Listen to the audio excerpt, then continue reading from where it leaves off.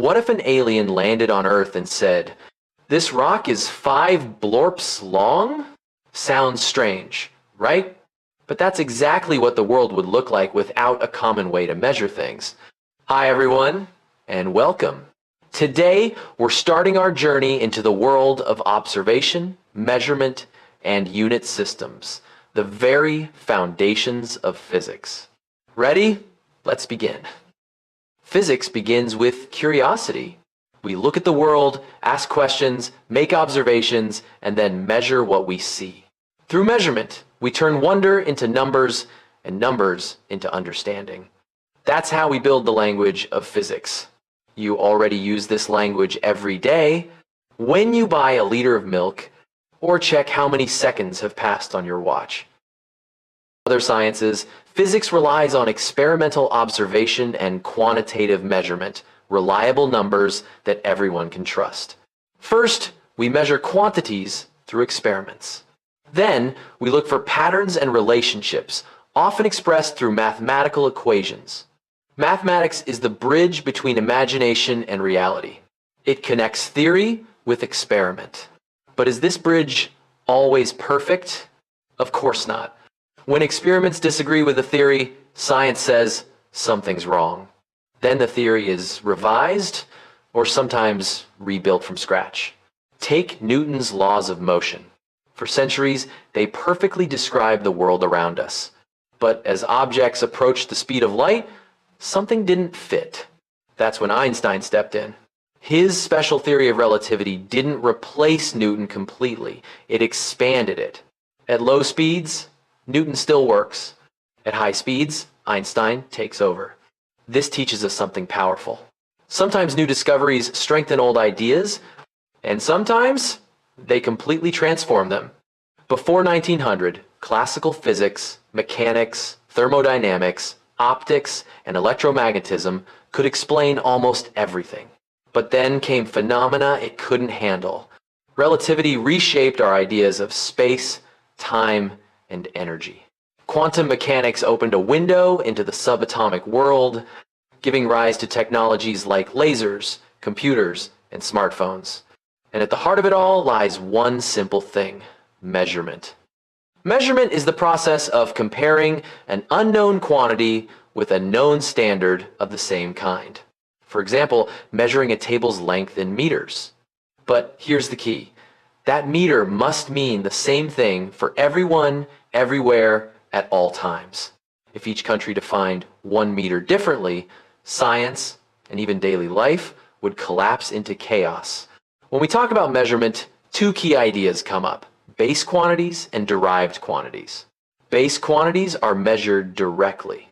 There are 7 of them: time, length, mass, electric current, temperature, amount of substance, and luminous intensity. Their units are the second, meter, kilogram, ampere, Kelvin, mole, and candela. You can think of base quantities as the alphabet of physics. Without knowing the letters, you can't form words. Derived quantities are formed by combining these base quantities. According to the International System of Units, there are 22 officially defined derived quantities, but in theory, infinitely many.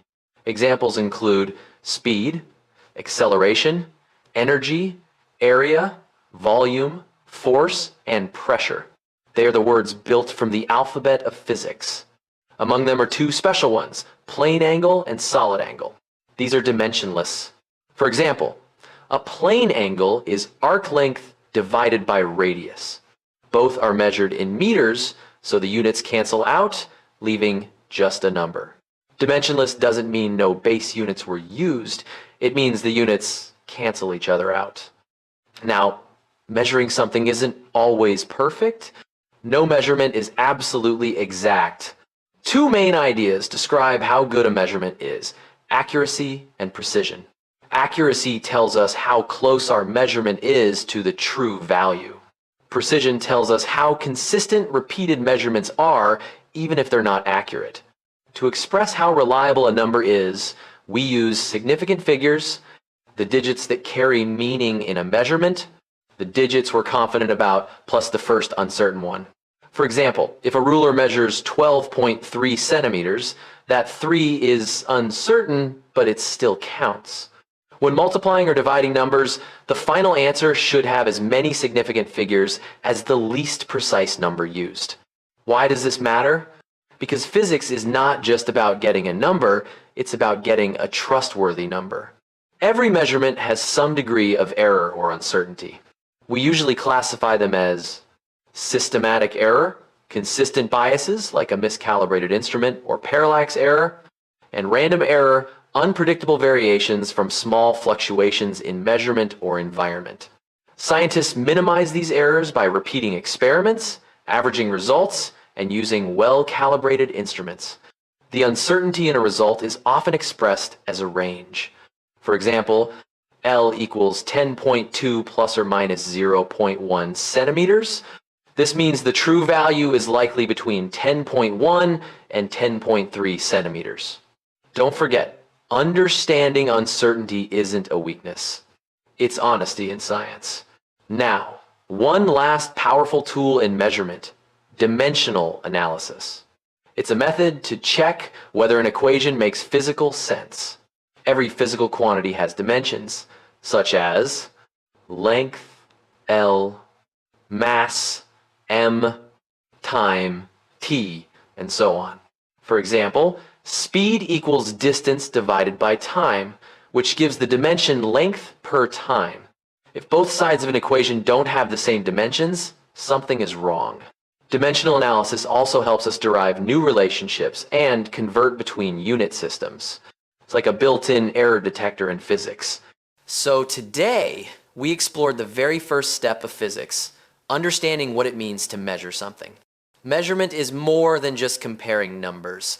It's how we communicate, standardize, and understand reality itself. In the next lesson, we'll dive into another physics topic.